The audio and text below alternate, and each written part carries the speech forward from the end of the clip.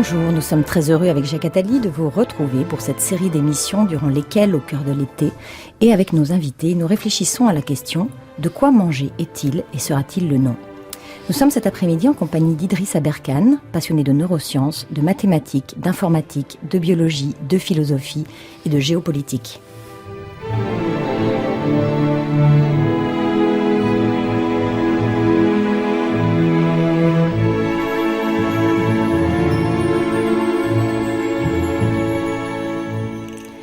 Idriss Aberkane, bonjour. Bonjour. Vous avez 30 ans, 3 doctorats, monté 3 entreprises, vous enseignez à Centrale Supélec, vous donnez des conférences à travers le monde entier, vous écrivez. Alors, puisqu'ensemble, aujourd'hui, nous allons parler de se nourrir, je vais aborder le sujet par la métaphore. Est-ce que votre soif de connaissance est liée à votre appétit de vivre ? Alors, tout à fait. Pour moi, la connaissance est une nourriture. Le 21e siècle a cette caractéristique qu'il devient un siècle de l'immatériel.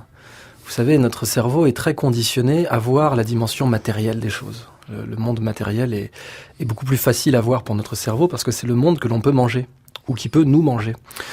Et c'est pour ça que le monde immatériel demande un effort à notre cerveau. L'art abstrait est plus difficile à regarder que l'art figuratif. Eh bien, la connaissance, c'est vraiment la même chose. C'est une nourriture pour notre cerveau et plus on lui donnera un goût, plus on lui donnera une saveur, plus on fera progresser l'humanité. Jacques Attali ? Oui, Idriss, nous allons parler tous les trois aujourd'hui surtout de l'avenir. C'est normal avec quelqu'un de 30 ans et qui réfléchit sur le long terme. On va essayer de voir les solutions à tous les problèmes qu'on a évoqués dans d'autres émissions et essayer d'être positif.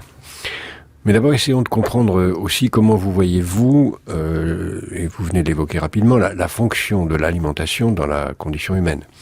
Autrement dit, l'homme est né comme tout animal en ayant besoin de se nourrir, puis il y a échappé.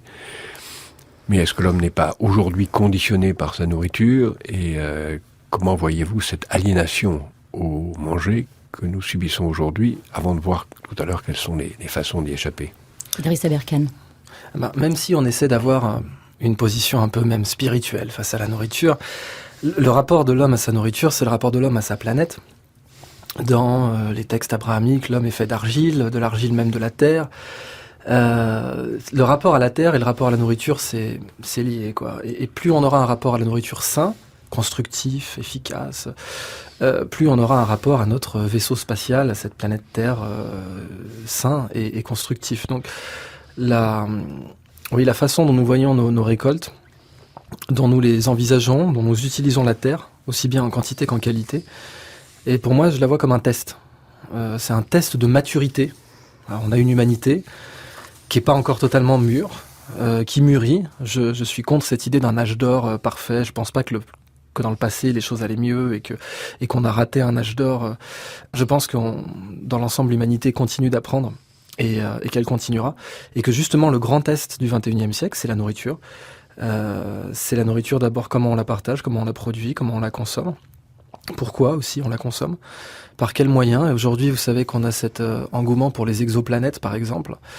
Et cet engouement pour les exoplanètes, certains le voient comme un pessimisme, c'est-à-dire bon, notre Terre, ça y est, on l'a tellement détruite, on l'a tellement ruinée qu'il va falloir partir. Alors qu'en fait, je pense qu'au contraire, cet engouement pour les exoplanètes nous amène à reconsidérer cette oasis, la seule oasis de vie, comme dit Pierre Rabhi, dans ce désert intersidéral, et comment nous allons cultiver et mettre en valeur cette oasis, le rendre encore plus beau, sans le détruire, et en tirant encore plus de subsistance. Mais il vous arrive de dire que nous sommes aussi aliénés par la nourriture, et que la nourriture est une forme d'esclavage, sans aller jusqu'à la forme la plus caricaturale qui sont les drogues, qui sont après tout une nourriture pas tout à fait comme les autres, mais une nourriture, le sucre, qui est une nourriture pas tout à fait comme les autres, mais qui est une aliénation. On peut même aller jusqu'à penser que la nourriture est constituée de telle façon, par en particulier les groupes industriels, à nous conditionner à en vouloir. Donc c'est l'offre qui crée la demande. Alors ça me semble tout à fait vrai, Jacques Attali, parce que une grande question par exemple, c'est avons-nous domestiqué la nourriture ou bien nous a-t-elle domestiqué elle ? Est-ce que le sucre a fini par nous domestiquer nous, quoi ? Sommes-nous devenus le bétail du sucre ? Effectivement, d'un point de vue neuroscientifique, et même d'un point de vue psychologique, on considère que l'être humain, il a 2 moi.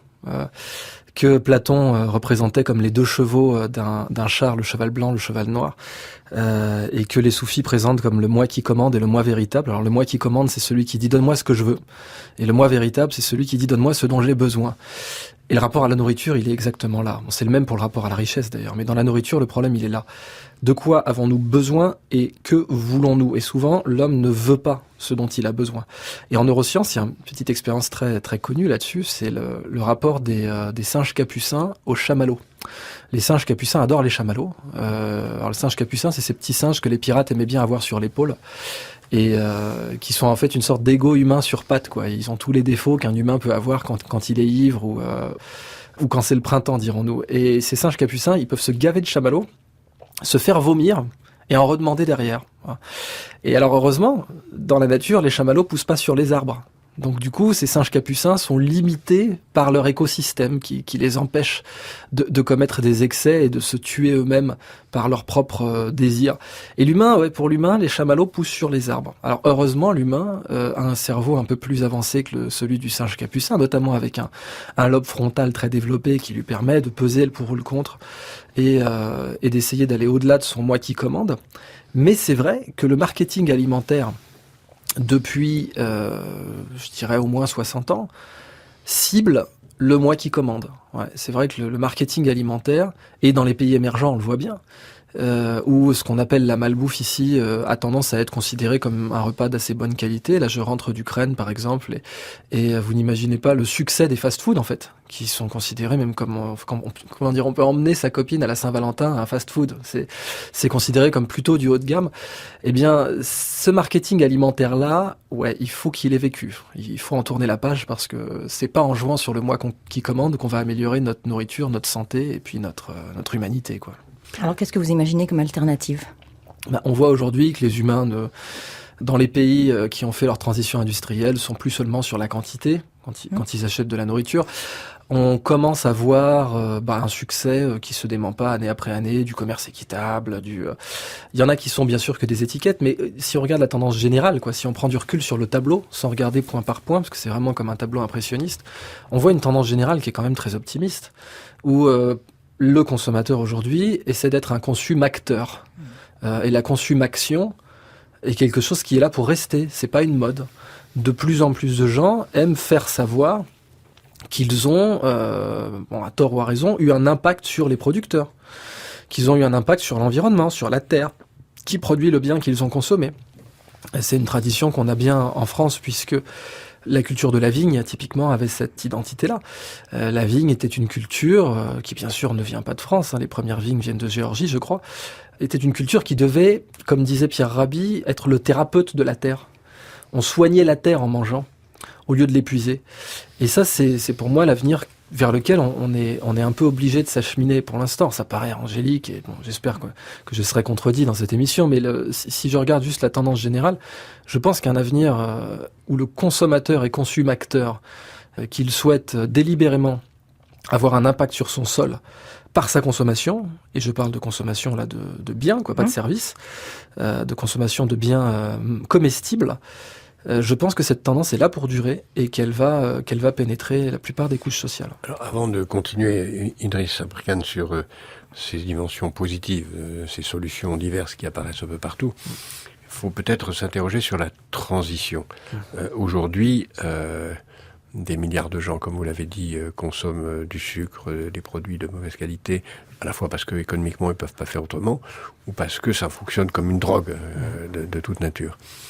Comment est-ce que vous envisagez, comment est-ce que les neurosciences, comment est-ce que vous, avec tous les différents domaines sur lesquels vous réfléchissez, envisagez le processus de la désintoxication à l'égard de l'alimentation industrielle et suicidaire dans laquelle l'humanité est entrée? Alors, désintoxication est vraiment le terme juste. Si on prend le cas du sucre, on sait qu'effectivement le sucre tue plus que la cigarette. Même la maladie d'Alzheimer, d'après une théorie qui a été développée à l'INSERM, serait un diabète de type 3. Très intéressant, c'est-à-dire que, pour caricaturer un peu, mais avec un fond de vérité très solide, la maladie d'Alzheimer pourrait être l'équivalent du pied du diabétique pour le cerveau. Voilà. Je caricature un peu cette théorie, mais elle est en tout cas très solide si le sujet vous intéresse. Cherchez diabète de type 3 et comment la maladie d'Alzheimer pourrait avoir comme précurseur une surconsommation de sucre au même titre que le diabète de type 2. Donc oui, le sucre, c'est vraiment un cas d'école parce que c'est addictif, etc. Et en neurosciences aussi bien que en psychologie, en psychiatrie, on sait que pour remplacer une addiction, il faut la chasser par quelque chose de constructif. Et que la meilleure façon, par exemple, de désintoxiquer un alcoolique, c'est de lui trouver une activité à laquelle il consacrera sa passion davantage qu'à l'alcool. Il en va de même pour le sucre. Le sucre, il faut le voir un peu comme un alcool que les jeunes ont le droit de consommer, en fait. Parce que d'un point de vue santé publique, c'est exactement ça. C'est un alcool que les jeunes ont le droit de consommer. Et parce que il n'a pas les mêmes effets sur le cerveau que l'alcool, mais ce qui fait qu'on laisse les jeunes en prendre. Mais sur le long terme, le sucrisme est aussi dangereux que l'alcoolisme. Donc il faut l'attaquer de la même manière, c'est-à-dire lui trouver des substituts. On a aujourd'hui de plus en plus d'alternatives possibles au sucre pour avoir un effet édulcorant, ce qui est déjà pas mal. On voit aujourd'hui donc l'agave arriver dans les commerces, le xylitol qui est extrait de l'écorce du bouleau. Et puis, en fait, même dans les tendances de consommation, il y a eu une sorte de pression du voisinage, de pression des pairs. C'est-à-dire que quelqu'un qui met 3 morceaux de sucre, 4 morceaux de sucre dans son café, se prend des regards en biais à la terrasse d'un bistrot, s'il le fait, alors qu'avant, c'était considéré comme tout à fait normal. Le cas du sucre, pour conclure, je pense que c'est juste une question de mentalité, de culture d'usage. Au Maghreb, par exemple, on continue à en consommer énormément parce que c'était un signe extérieur de richesse. Avoir beaucoup de sucre à offrir était le signe qu'on honorait son invité, était le signe qu'on avait les moyens, puisqu'après tout, à une époque, le sucre valait beaucoup plus cher que le marbre, même si cette époque est révolue depuis longtemps. Les usages ont persisté. Je crois que culturellement, on voit la tendance aujourd'hui dans les pays qui ont terminé leur transition industrielle se faire naturellement dans cette espèce de pénalisation psychologique, quoi. Sortir trop de sucre, c'est mal vu. On le voit avec Coca-Cola qui a lancé sa gamme zéro et qui continue à prendre des parts de marché avec cette gamme-là, même si c'est loin d'être parfait. On voit quand même une responsabilisation de la consommation de sucre qui, à mon avis, est spontanée pour le moment. Si on devait faire des plans de santé publique, là, je pense que j'ai pas suffisamment réfléchi à la question pour émettre des idées intéressantes. Mais on pourrait clairement y réfléchir. Ouais. Comment faire des campagnes de sensibilisation en santé publique pour passer par l'éducation. Il faudrait déjà trouver un mot, je pense. Comme il y a alcoolisme, il faudrait trouver un mot pour le sucrisme. Le sucrisme, c'est peut-être un peu barbare comme néologisme, mais il faudrait bien comprendre que le sucre, c'est un alcool que les jeunes ont le droit de consommer. Oui, c'est une très belle formule. Je pense qu'elle est juste. Le sucre est dangereux et ce n'est pas assez dit de façon générale. Vous avez parlé d'un substitut. Est-ce qu'on peut imaginer des substituts? Tout à l'heure, vous avez fait une distinction très juste entre la nourriture matérielle, la nourriture de l'esprit. La musique étant d'ailleurs une des nourritures de l'esprit qui est la plus facile, plus générale, accessible. Est-ce qu'on peut imaginer une nourriture matérielle qui soit un substitut au sucre? En fait, on en a d'un point de vue strictement neuroscientifique. Le sucre, donc, c'est du saccharose, c'est une molécule de fructose et une molécule de glucose qui sont collées ensemble. Et il faut, pour avoir le sentiment sucré, il faut que cette molécule s'associe à un récepteur sur la langue. Alors, d'un point de vue calorique, c'est assez mal fait dans le sens où c'est une molécule qui contient 2 sucres. Il y a 2 unités de sucre dans le saccharose et ces 2 unités de sucre ne nous donnent qu'une seule sensation de sucre. C'est-à-dire que pour avoir la sensation, il faut qu'un récepteur soit touché, mais le saccharose, c'est 2 unités de sucre qui touchent un seul récepteur. Donc si jamais on a déjà une unité de sucre qui touche un seul récepteur, on a 2 fois moins de calories et la même sensation sucrée.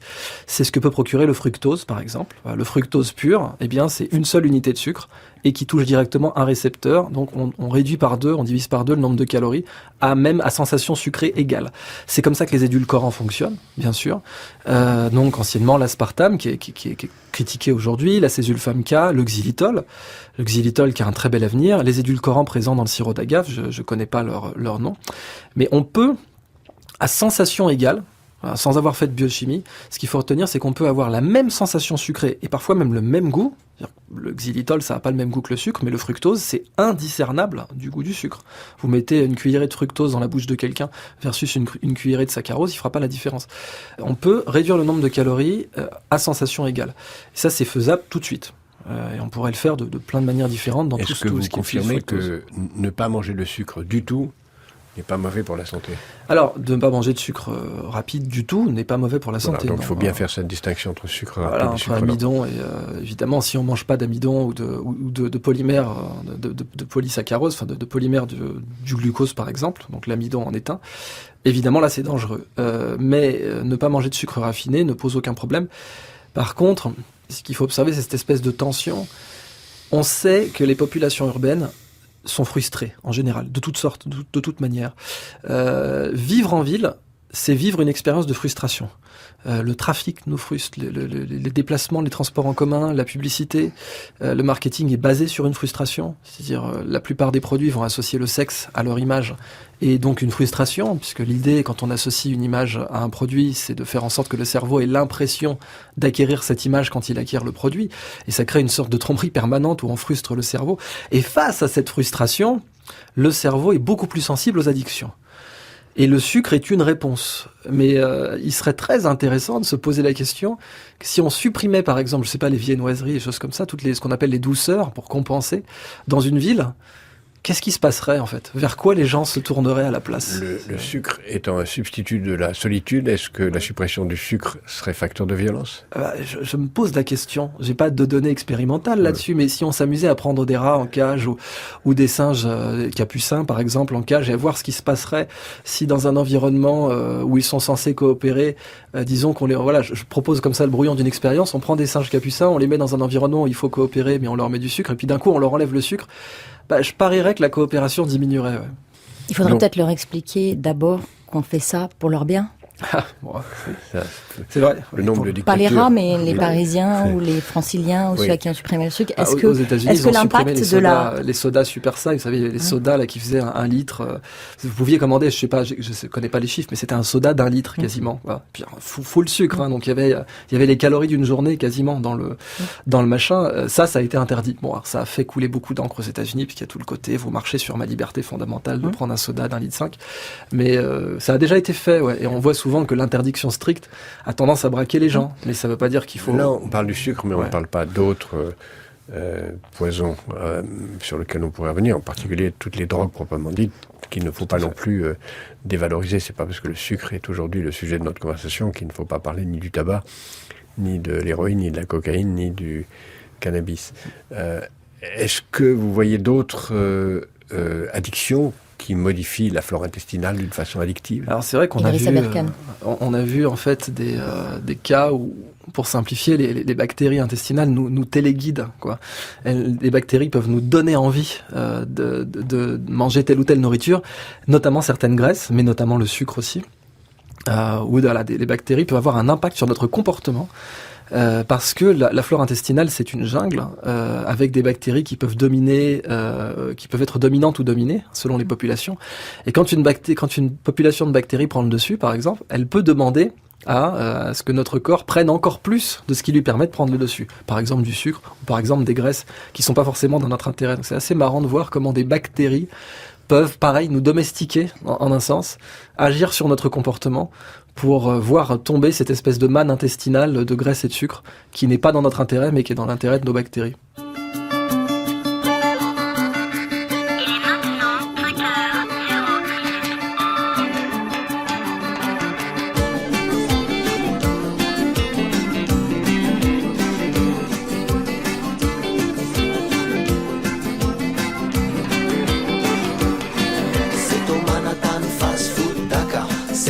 Cinéma, le Paris, demain je serai parti. La gare, Dakar, Bamako, Mopti, y a pas de problème, tout va bien.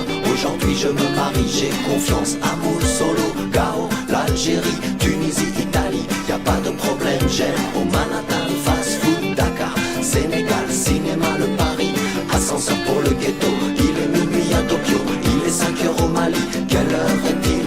Au paradis, il est minuit à Tokyo, il est 5h au Mali. Quelle heure est-il au paradis?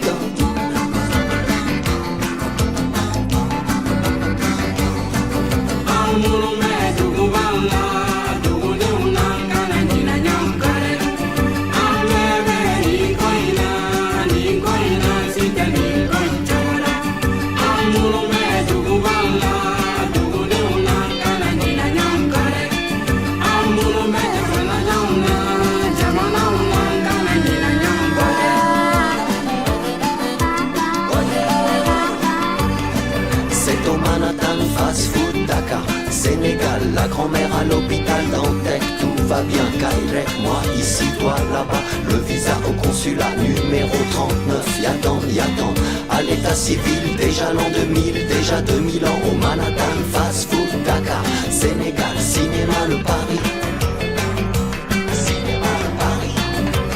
Il est minuit à Tokyo, il est 5 heures au Mali, quelle heure est-il? Sénégal Fast Food, c'était Amadou, Mariam et Manu Chao. Jacques Attali, nous recevons aujourd'hui Idriss Aberkane.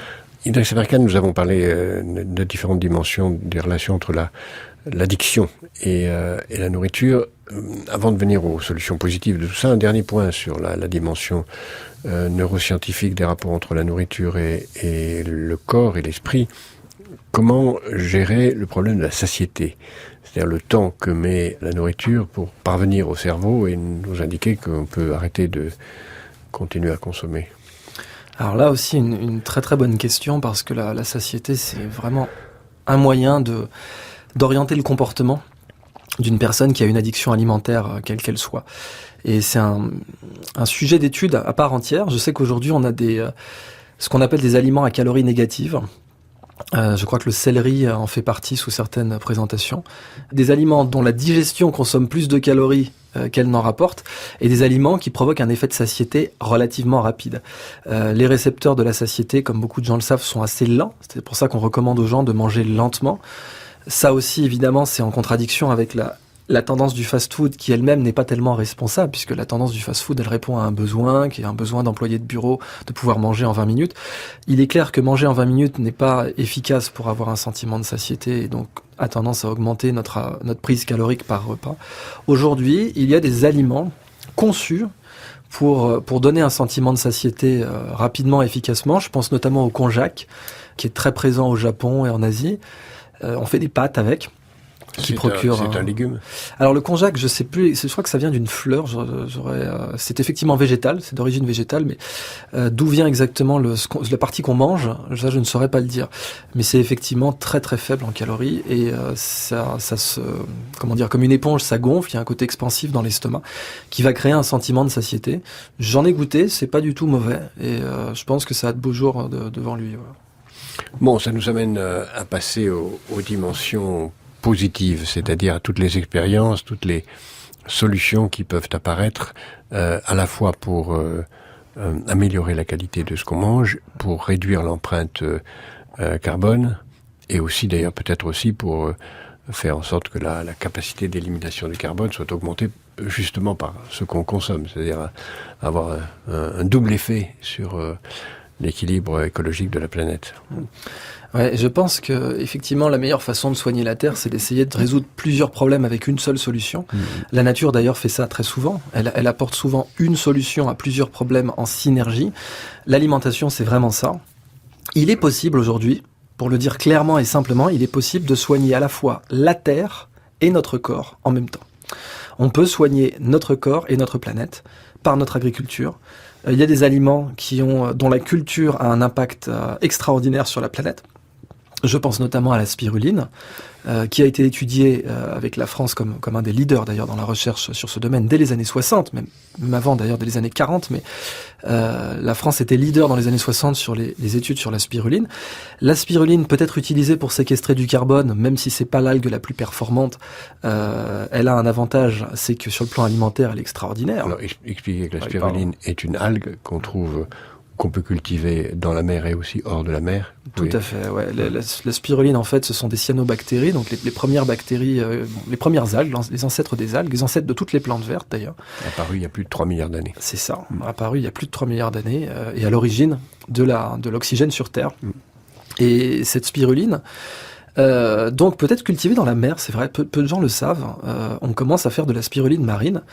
Et au départ, je ne sais plus si c'est les Incas, des peuples précolombiens la cultivaient et en faisaient des pains qu'ils stockaient, parce que les propriétés alimentaires de la spiruline sont extraordinaires, et les propriétés aussi qu'on appelle nutraceutiques.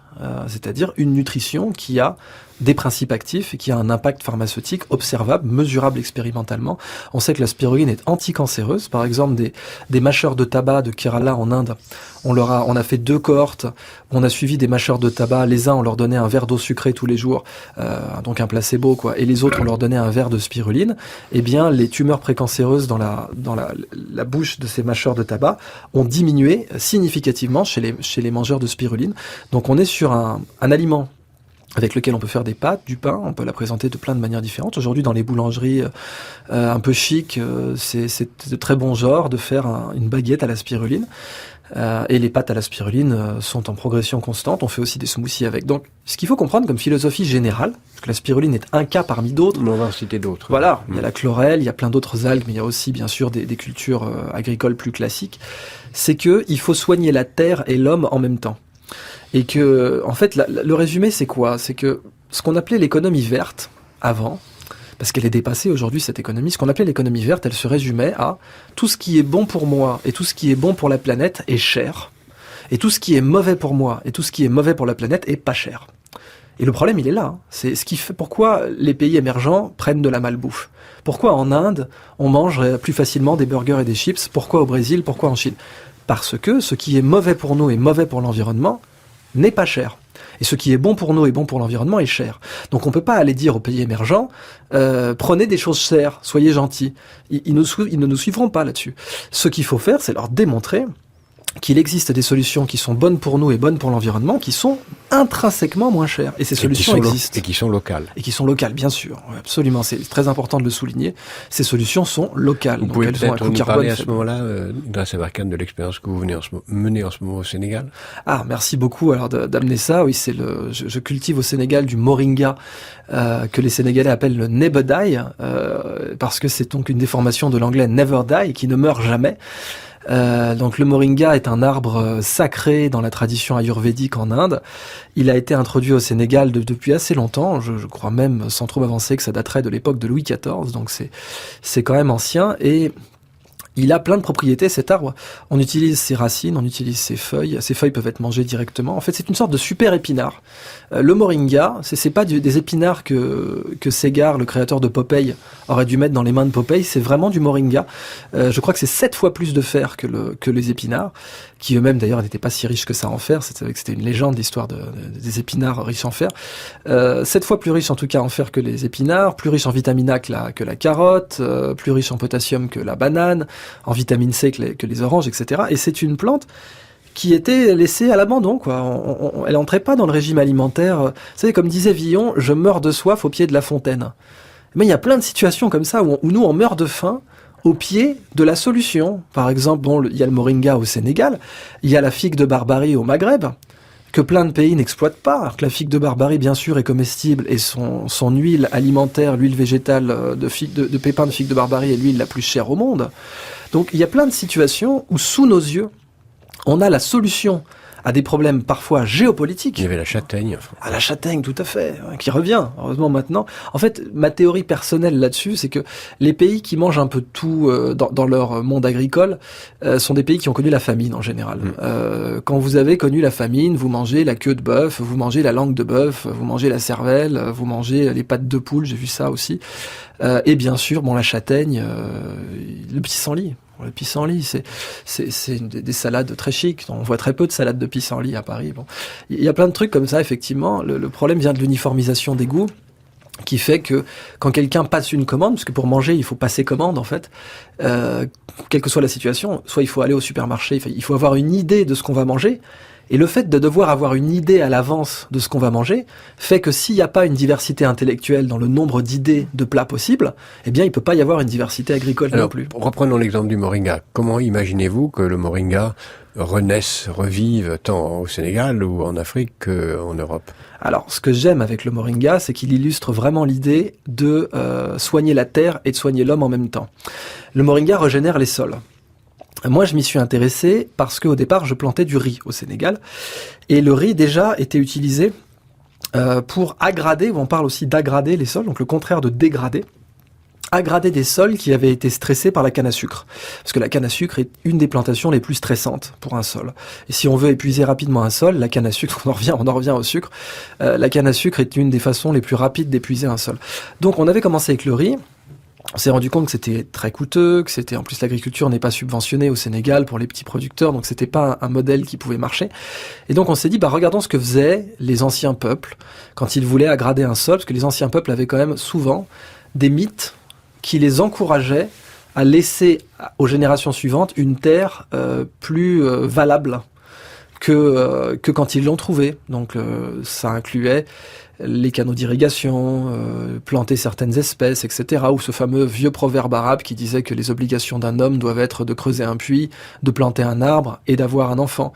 Eh bien, ces vieilles notions qu'on trouve dans toutes les civilisations, qu'il faut laisser une terre à nos enfants supérieure à celle qu'on a trouvée, elles avaient encouragé notamment les agricultures pérennes.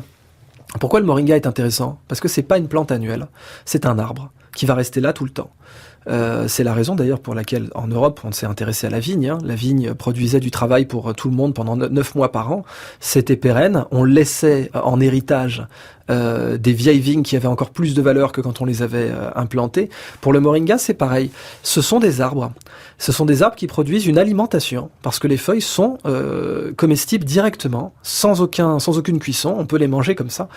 Et on peut utiliser d'autres parties du moringa d'ailleurs pour, assainir l'eau. Le moringa est utilisé pour assainir l'eau potable, parce qu'il chélate certains éléments qui peuvent nuire à la potabilité de l'eau.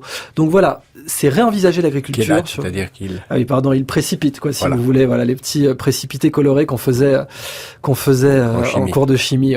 Et cette notion d'agriculture pérenne, elle est très intéressante, parce que les Indiens, si on vient à cette notion de l'agriculture du XXIe siècle, il y avait une légende indienne, je crois que c'était chez les peuples Cris, la légende des prairies domestiques. Et les prairies domestiques, c'était l'idée qu'on puisse domestiquer non pas une espèce, mais un écosystème entier. C'est-à-dire que le nouvel horizon de la domestication, vous voyez, une prairie, il y a plein d'espèces, on voit plein de fleurs. C'est pas une monoculture, la prairie, c'est une société de plantes. D'ailleurs, on parle même aujourd'hui de phytosociologie, parce que les plantes communiquent entre elles, et à un niveau qu'on n'avait absolument pas soupçonné il y a 15 ans.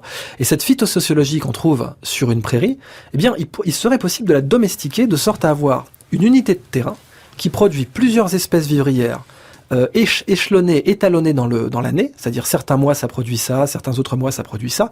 On aurait un patch de terre, une unité de terrain qui produirait 9 mois par an, sans travail mécanique des sols et sans intrants. Et sans pesticides, sans produits phytosanitaires. Et cette légende indienne, elle a été étudiée par un spécialiste en agronomie qui s'appelle Wes Jackson, qui l'a étudiée pendant 20 ans, et qui a amené la conclusion absolument sans ambiguïté que cette technologie est possible, et aujourd'hui l'agence spatiale japonaise l'étudie pour faire de l'agriculture dans l'espace. Donc on a des Indiens qui nous donnent des conseils sur des méthodes de production alimentaire en conditions difficiles. L'espace, on connaît rarement plus difficile comme condition de production. Tout ça nous montre que on peut cultiver sur Terre différemment en ayant une vision pérenne de l'agriculture. Avant de venir à d'autres solutions urbaines, regardons un autre domaine dont on n'a pas parlé, ou à peine évoqué, c'est la mer. Les poissons, la nourriture maritime, qui aujourd'hui est une nourriture qui bascule, puisqu'on est à une année près où l'aquaculture va dépasser la pêche, c'est-à-dire qu'on rentre vraiment dans le domaine de l'artefact, avec tout ce qu'on sait sur le fait qu'un tiers des poissons contiennent des déchets plastiques aujourd'hui. Comment vous imaginez l'avenir et la place de la mer dans la consommation alimentaire ?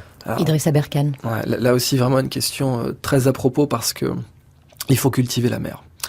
Et il faut surtout pas reproduire les erreurs qu'on a faites sur Terre dans la mer.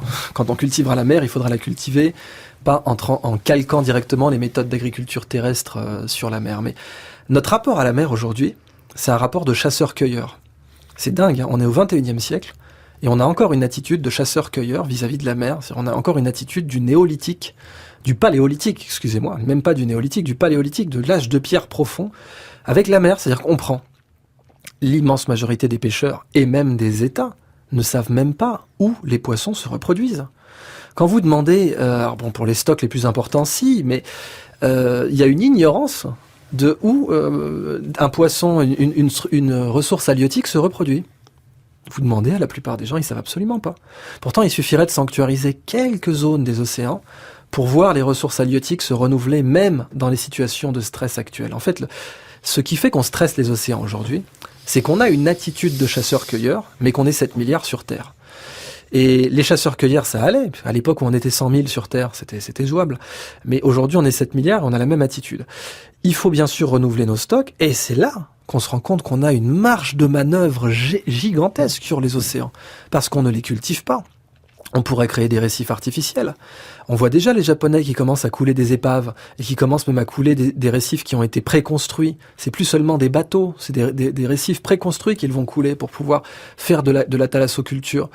On a plein d'exemples comme ça qui sont pas encore employés. On peut cultiver des algues. Les Coréens cultivent des algues dans leurs eaux territoriales pour faire du biofuel, mais aussi pour faire des algues alimentaires. Il y avait des cultures de haricots de mer en Irlande et dans tout ce qu'on appelle, dans le golfe de Gascogne, donc tout autour de, je crois que ce que les Américains appellent la mer Celtique ou l'océan Celtique. Et c'est vrai que la culture celte littorale utilisait beaucoup ces cultures-là. Donc on a, là où il faut être optimiste, c'est qu'on a une marge de progression gigantesque pour cultiver la mer, les alginates, etc., les algues, voilà, en général, les poissons aussi, les crustacés. Il faut que nous arrêtions d'être des chasseurs-cueilleurs.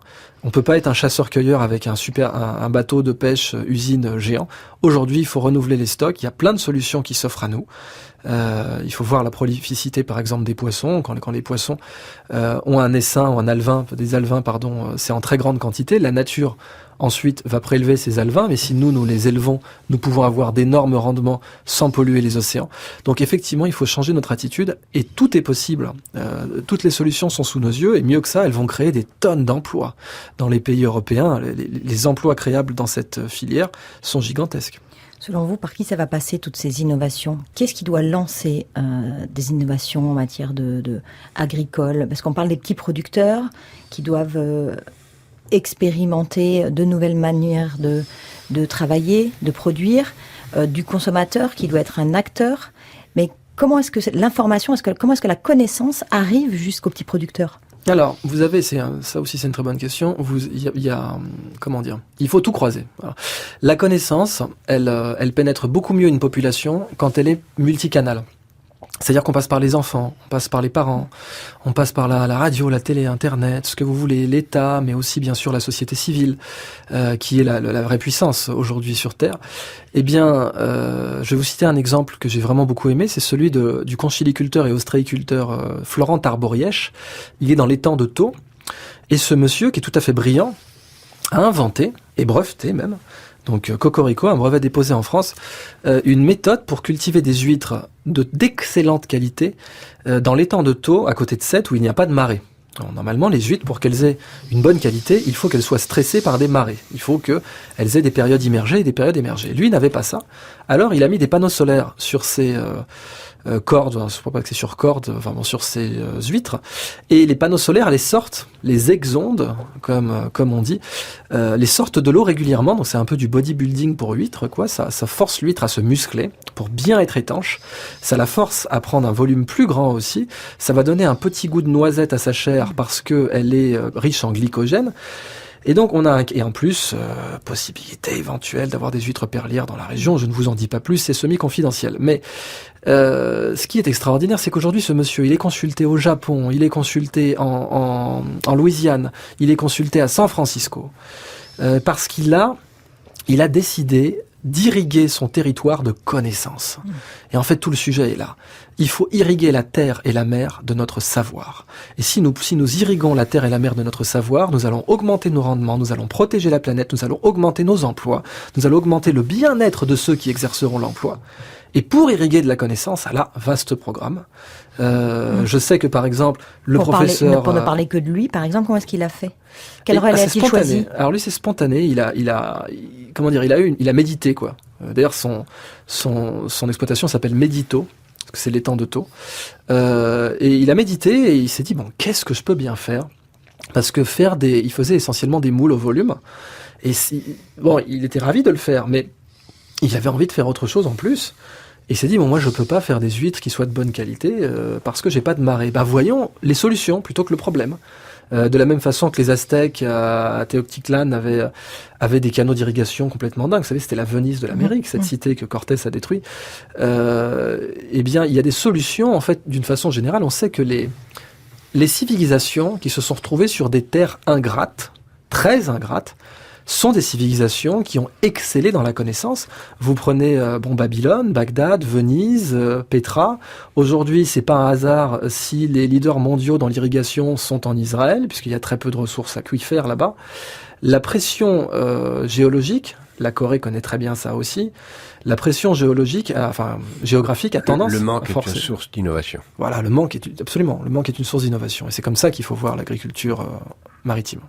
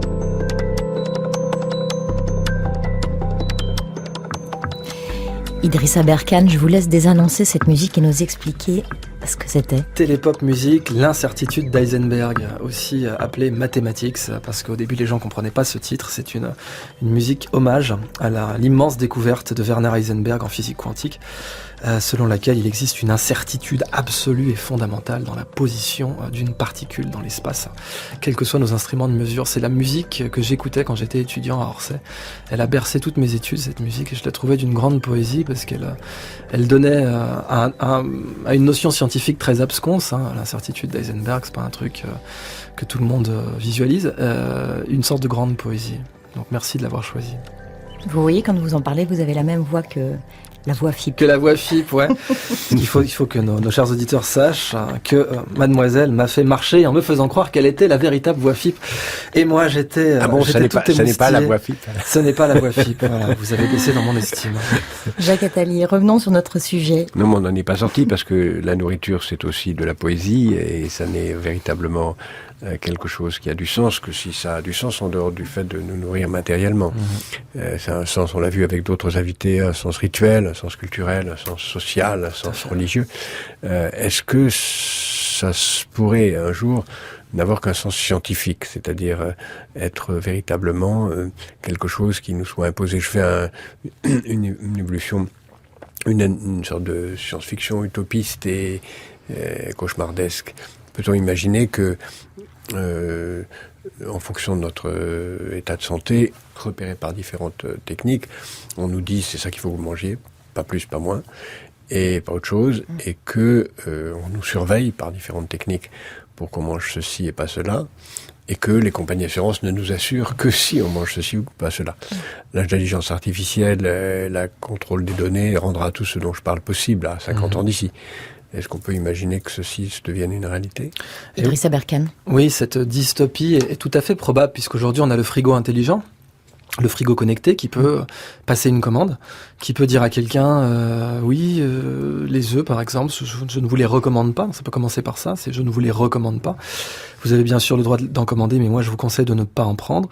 Le frigo intelligent est anticipé en tout cas par Samsung et par LG dans leurs études prospectives comme un futur prescripteur. C'est-à-dire que vraiment bientôt, c'est le positionnement, les marques de produits de consommation feront leur publicité ou paieront les frigos intelligents pour les recommander. Comme Google avec les marques, la publicité qui est C'est recommandée à fonction de ce que vous regardez d'habitude. Exactement. C'est-à-dire que vous aurez des listes préétablies de produits à consommer en fonction de votre état de santé, conseillé. etc. Voilà, ce sera conseillé, mais c'est vrai qu'on peut, Marketé. quand on Le est maître mot, c'est prescripteur, celui que vous avez dit, c'est prescripteur. voilà, quand on est prescripteur, on peut finalement devenir chef, quoi. Avec aussi le fait que si la compagnie d'assurance vous dit c'est à vos risques et périls, si vous consommez ça, vous ne serez plus couvert par l'assurance, donc vos dépenses de santé ne seront plus couvertes. On peut imaginer que la prescription devienne autoritaire. Et oui, parce que c'est on observe aujourd'hui ce qu'on appelle une sorte de Silicon Valleyisation du monde, c'est-à-dire que ce qui se passe dans la Silicon Valley a tendance à arriver dans le monde entier à quelques décennies ou années d'intervalle. Et dans la Silicon Valley, c'est ça qu'on voit. Alors est-ce qu'on n'est pas vous n'êtes pas en train de décrire, comme tout bon prospectiviste qui veut se couvrir à l'égard de ce que l'avenir sera, deux avenirs complètement contradictoires. Un avenir d'artefacts et d'intelligence artificielle, où nous saurions que les produits de ce que l'intelligence numérique ou l'intelligence artificielle nous obligera d'être, nous on consommera des produits totalement artificiels et artificialisés, ou à l'inverse, un retour à une nature généreuse, maîtrisée, séduite et séductrice et locale. Où est-ce qu'on trouvera les deux à la fois ? Je crois que les futurologues et les prospectivistes aiment bien sortir cette blague en disant la seule prospective que je peux vous faire, c'est qu'il y aura encore des prospectivistes dans 100 ans.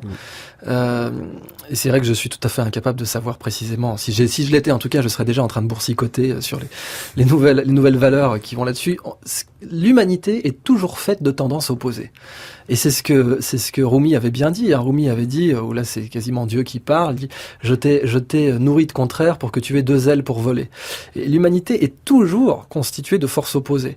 Donc, savoir quelle force va dominer, ça c'est le grand enjeu. Parce que justement, quand je décris ces deux futurs possibles, ce sont deux futurs opposés. Donc un futur où on voit aujourd'hui par exemple dans la Silicon Valley des épiceries bio, etc., où on cherche la pomme avec un défaut, où c'est très bien vu d'avoir un panier où la pomme a un petit coup de bec de l'oiseau, etc. Bon.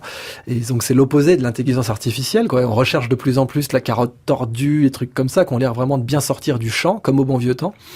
Et effectivement, un futur dystopique où avec les montres, qui pourront mesurer notre glycémie, qui pourront mesurer notre tension artérielle, eh bien on aura, boum, la montre qui nous dira stop, ce burger tu le laisses là parce que je ne t'assure plus, ta police d'assurance grimpera si tu le manges. Les deux tendances sont possibles. Je vois que il faut jamais oublier qu'en fait les générations humaines, ce qui fait que on appelle l'adolescence l'âge bête, c'est qu'il y a une sorte de logiciel intrinsèque à l'humanité qui est que la génération N+1 va chercher à s'opposer dans une certaine mesure à la génération N. Sur des détails parfois, sur le choix des musiques, sur le choix des coupes de cheveux, sur le choix des marques j'en sais rien. On a une petite tendance où la génération N+1 essaie de prendre le contre-pied absolu de la génération N, et on le voit dans plein de situations. Par exemple, la génération N+1 pour Internet, elle utilise de plus en plus de mots français pour décrire le monde de l'informatique. Alors que ma génération à moi aime bien sortir des anglicismes comme email. Les nouveaux peuvent dire courriel de temps en temps. C'était censé être un truc de vieux. En fait, ça vient maintenant dans la génération N+1. Ce phénomène fait que je peux pas prédire effectivement s'il y aura pas une sorte d'opposition, de révolution où les gens brûleront leur montre connectée pour dire non, je prendrai de la malbouffe ou je prendrai ce que je veux, un beurre non pasteurisé et un lait non écrémé, parce que c'est mon acte militant vis-à-vis de la génération précédente. Alors, dans les expériences positives, est-ce que vous pouvez nous dire comment vous imaginez, on a parlé de la mer et de la terre, du monde rural un peu, parlons de la ville. Est-ce que la ville peut être un lieu d'autosuffisance alimentaire et d'autosuffisance équilibrée ? Moi, j'aimerais. Ouais. J'aimerais parce que il y a ce mensonge qui vient de la révolution industrielle, qui est un mensonge qui n'a été écrit par personne en particulier, mais que la révolution industrielle nous a laissé. C'est nature ou emploi, il faut choisir. Ça fait 200 ans qu'on est resté coincé dans cet état d'esprit. C'est-à-dire, là où il y a de la nature, il n'y a pas d'emploi, c'est la campagne. Et là où il y a de l'emploi, il n'y a pas de nature, c'est la ville. Et l'exode rural a montré ça. Et l'exode rural, ça fait 150 ans que ça dure. Et on va atteindre donc 75% de la population mondiale qui vivra en ville. Alors ça a plein de conséquences graves. La première, c'est que culturellement, ça déconnecte les gens de la terre. Voilà. Les gens ne sont plus connectés à la terre parce que si plus de 50% de la population mondiale vit en ville, comme c'est le cas aujourd'hui, ça veut dire que 50% de la population mondiale n'a pas les pieds sur terre, entre guillemets. Voilà. Et ça a des conséquences, bien sûr, culturelles, économiques graves. Puis sociales, parce qu'on sait que les villes sont des lieux de stress, avec une cortisolémie élevée. Le cortisol est l'hormone de stress, par excellence. Et que dans les villes, il y a tout un tas de mécanismes pour essayer de régler ce problème du stress chronique qui a des conséquences de santé publique, dépression, suicide, hypertension artérielle, violence, etc. Donc, avoir des villes, des cités fertiles, comme l'ont dit certains architectes, c'est à mon avis une vertu culturelle, économique, alimentaire. Avoir des cités qui produiront, si ce n'est tout, un peu au moins de leurs aliments, en local. On l'a vu à Détroit, où ça a été une renaissance. La ville de Détroit et toute la zone dans le Michigan a bénéficié du fait de pouvoir faire des marchés des fermiers, comme ils disent là-bas, et de la culture urbaine. Je crois qu'il y a des villes comme Chicago, ou non, peut-être Vancouver, il faudrait vérifier, où les terrains municipaux qui ne sont pas utilisés peuvent être convertis en potager. C'est quelle ville ? En jardin ouvrier. En jardin ouvrier. Ça doit être à Vancouver. Il y a d'autres où les toitures végétalisées alimentaires sont encouragées. Donc c'est une tendance intéressante qui date de l'Antiquité, les jardins suspendus de Babylone, même si les jardins suspendus avaient une dimension vivrière, d'après certains archéologues. On peut donc imaginer des cités fertiles, puisque de toute façon, en parallèle, on observe aujourd'hui que la campagne reçoit de plus en plus de services. Alors c'est vrai que c'est malvenu de dire ça quand on voit la période des déserts médicaux, là, avec la France, mais on peut, grâce à Internet, avoir de plus en plus de qualité de service à la campagne. Donc ça pourrait parallèlement réduire l'exode rural. Je pense qu'il faut ramener la terre au cœur des cités, oui. En France, on en est où sur ce point-là ? Alors ça, c'est plutôt Jacques Attali qui doit le savoir mieux que moi, parce que je suis pas du tout un expert des cités fertiles en France. Non, il y a quelques expériences, mais il y a rien de véritablement aussi significatif que ce qui se passe aux États-Unis. Mais il y a des expériences aussi architecturales ou des expériences d'immeubles avec des murs végétalisés. Comme le Quai Branly. D'ailleurs, je crois que ça a été inventé en France. Oui, exactement. Et pas seulement de façon décorative, mais on commence à imaginer même des potagers le long des fenêtres dans des grands immeubles. Est-ce qu'en fait, toute cette notion de mieux se nourrir, de mieux vivre, de mieux être, c'est pas qu'une histoire de riches, finalement, Idrissa Berkane ? Justement, c'est vraiment ça qu'il faut attaquer. Comme je vous le disais, la green economy, c'est tout ce qui est bon pour moi est bon pour l'environnement est cher, tout ce qui est mauvais pour moi est mauvais pour l'environnement est pas cher. Et cette économie-là, elle est intéressante parce que c'est une première marche, mais elle est insuffisante, c'est clair. Parce qu'on ne peut pas dire aux pays émergents, à la Chine, à l'Inde, au Brésil, les gars, il va falloir que vous mangiez plus cher pour la planète, et surtout que vous ne fassiez pas comme nous. Parce que c'est ça le problème quand on se pose en donneur de leçons, c'est que nous, pendant les 30 Glorieuses, on a fait précisément ça. Donc il y a d'autres paradigmes économiques qui ont émergé depuis. Je pense au cradle to cradle. Je pense à... Qu'est-ce que c'est ? Alors le cradle to cradle, c'était l'idée de concevoir un produit du berceau au tombeau, et notamment donc de concevoir sa fin de vie à ce produit, et par exemple que son emballage soit un actif. Alors on voit aujourd'hui des gens qui fabriquent des bouteilles d'eau comestibles. On voit des unités d'eau où l'eau est vendue dans une sorte de petite bulle d'algues qu'on peut manger, qui n'a pas de goût, voilà, qu'on peut consommer. Il y a aussi des gens qui transforment. Vous savez qu'on va manquer de sable aujourd'hui. C'est dingue, le monde va manquer de sable. Et ben, il y a une société néo-zélandaise qui propose des machines où vous mettez la bouteille et ça fait du sable. Enfin, ça fait de la poudre de verre, mais qui mélangée peut donner du sable. Et c'est du sable quasiment. Et donc, on a cette tendance-là. Et bien sûr, il y a l'économie circulaire et la blue economy, les travaux, notamment de, comment il s'appelle ? La blue economy, c'est Gunther Pauli, mais il y a aussi... Et la blue economy, c'est un monde sans déchets ou ça va au-delà ? C'est un monde sans déchets, clairement. Ça fait comme l'économie circulaire. L'idée est d'envisager un monde sans déchets. La prouesse des gens qui ont travaillé là-dessus, comme Hélène MacArthur, donc a parlé d'économie circulaire aussi, c'est d'avoir une influence culturelle sur la Chine. Ça, je trouve ça très intéressant, parce que vous savez, en Chine, par exemple, l'éducation est une industrie, entre guillemets, si je peux utiliser ce mot-là, réglementée, très réglementée. Un étranger débarque pas comme ça pour donner des prescriptions éducatives à la Chine. Et il se trouve que les travaux de Gunther Pauli sont passés au programme obligatoire des écoles maternelles en Chine. le type est le nouveau Karl Marx, quoi. Gunther Pauli, homme d'affaires belge. Ouais, qui était tout à fait un industriel belge. Mais je veux dire, il n'est pas seul, quoi. Il y a tout un écosystème. Après, on choisit ceux qu'on préfère. Il y a comment elle s'appelle, encore une fois, Hélène MacArthur, et un autre dont le nom m'échappe. Fridtjof... j'ai oublié le nom, Fridtjof quelque chose, qui était un spécialiste de ça aussi. C'est une tendance, voilà. La tendance est de dire, ce qui est bon pour nous et bon pour la planète doit être moins cher. Et c'est possible. C'est surtout ça qu'il faut dire, c'est possible. Parce que tant qu'effectivement le green sera plus cher, eh bien ce sera réservé à une élite et ça ne pourra pas avoir un impact mondial. Oui, on a vu de cette expérience de ceci déjà arrivé avec le téléphone mobile qui s'est développé d'abord dans les pays en développement avant de se développer dans les pays développés. Les pays en développement ont eu la chance de ne pas avoir de téléphone fixe, qui leur a permis d'aller plus vite. Ils ont sauté une étape. De sauter une étape. On pourrait imaginer aussi qu'ils le fassent en matière agroalimentaire. Qu'est-ce que vous donneriez, dans les quelques minutes qui nous restent, comme conseil, comme prescription à ceux qui nous écoutent, en termes de comportement? Qu'est-ce que eux peuvent faire pour participer, autrement qu'en spectateur, à un monde meilleur? Idriss Aberkan. Alors, ce que j'ai écrit dans mon livre, qui est plutôt sur le cerveau, c'est que notre cerveau est comme un smartphone, quoi, comme un téléphone mobile. Il a des applications qui tournent. Certaines applications viennent du constructeur, c'est-à-dire qu'on a des applications à la naissance, par exemple la peur d'être abandonné, c'est une application qui est à la naissance.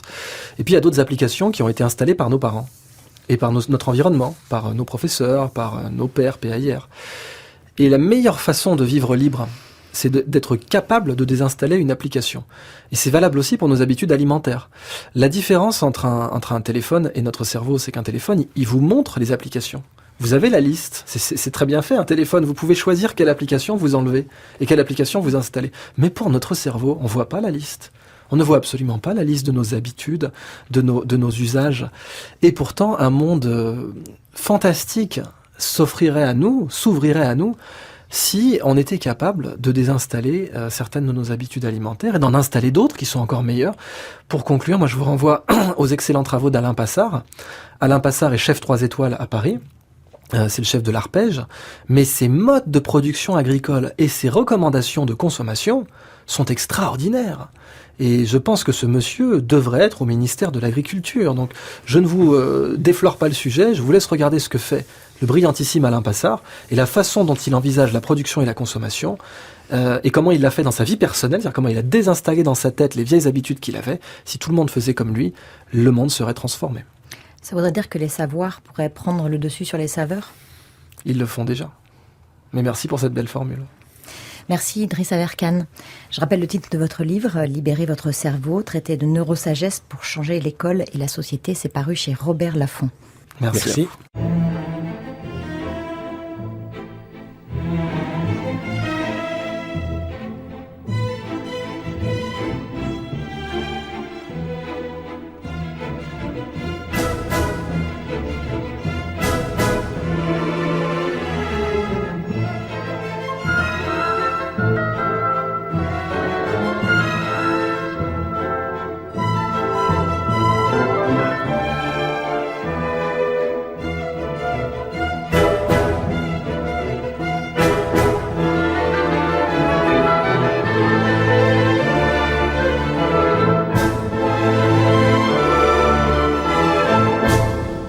C'était Le Sens des choses, à la réalisation Doria Zénine, à la technique cet après-midi Célia Dufour. Je vous invite à vous rendre sur notre site internet franceculture.fr où vous retrouverez toutes les informations liées à notre invité. Vous pourrez également réécouter ou podcaster ces émissions.